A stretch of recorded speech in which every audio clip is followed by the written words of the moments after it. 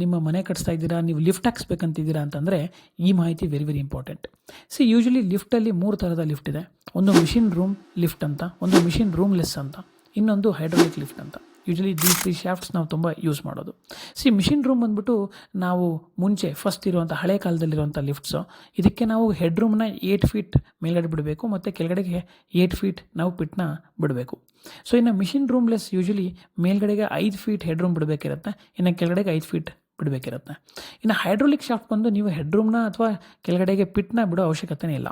Okay, usually ನಾವು use ಮಾಡ್ತಿರುವಂಥ lift ಬಂದ್ಬಿಟ್ಟು machine ರೂಮ್ಲೆಸ್, ಯಾಕಂದರೆ ಇದು ಹೈಲಿ ಎಫಿಷಿಯೆಂಟು ಆ್ಯಂಡ್ ತುಂಬ ಸ್ಪೀಡ್ ಇರುತ್ತೆ, at the same time cost effective ಕೂಡ. ಇನ್ನು ಹೈಡ್ರೋಲಿಕ್ ಬಂದ್ಬಿಟ್ಟು ಕಾಸ್ಟ್ ಸ್ವಲ್ಪ ಜಾಸ್ತಿ ಇರುತ್ತೆ.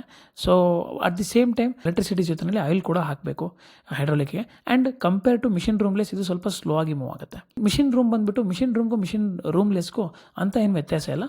ಮಿಷಿನ್ ರೂಮ್ ತುಂಬ ಜಾಗ ಹಿಡಿಯುತ್ತೆ, ಪ್ಲಸ್ ಕಂಪೇರ್ ಟು ಮಿಷಿನ್ ರೂಮ್ಲೆಸ್ ಇದು ಬಿಟ್ ಸ್ಲೋವರ್. ಓಕೆ, ಹಾಗಾಗಿ ಇವತ್ತಿನ ಕಾಲದಲ್ಲಿ ನೀವು ನೋಡ್ತಿರೋಂಥ ಮೋಸ್ಟ್ ಆಫ್ ದಿ ಲಿಫ್ಟ್ಸ್ ಬಂದ್ಬಿಟ್ಟು ಮಿಷಿನ್ ರೂಮ್ಲೆಸ್. ಈಗ ನಿಮ್ಮ ತಲೆಯಲ್ಲಿ ಬರ್ತಾ ಇರ್ಬೋದು, ಈ ಮನೆ ಒಳಗಡೆಗೆ ಚಿಕ್ಕದಾಗಿ ವ್ಯಾಕ್ಯೂಮ್ ಲಿಫ್ಟ್ ಹಾಕ್ಸ್ತಾರಲ್ಲ ಅದೇನು ಅಂತ. That is different. ಅದು ವ್ಯಾಕ್ಯೂಮ್ ಲಿಫ್ಟ್. ಆ ವ್ಯಾಕ್ಯೂಮ್ ಲಿಫ್ಟು ನಿಮಗೆ ಎಲ್ಲಿ ಯೂಸ್ ಆಗುತ್ತೆ ಅಂದರೆ, ನೀವು ಆಲ್ರೆಡಿ ಮನೆ ಕಟ್ಸ್ಬಿಟ್ಟಿದ್ದೀರಾ, ಲಿಫ್ಟಿಗೆ ಅಂತ ಸಪ್ರೇಟ್ ಪ್ರೊವಿಷನ್ ಮಾಡಿಸಿಲ್ಲ ಅಂದಾಗ ನೀವು ವ್ಯಾಕ್ಯೂಮ್ ಲಿಫ್ಟ್ಸಿಗೆ ಹೋಗೋದು ಸೂಕ್ತ.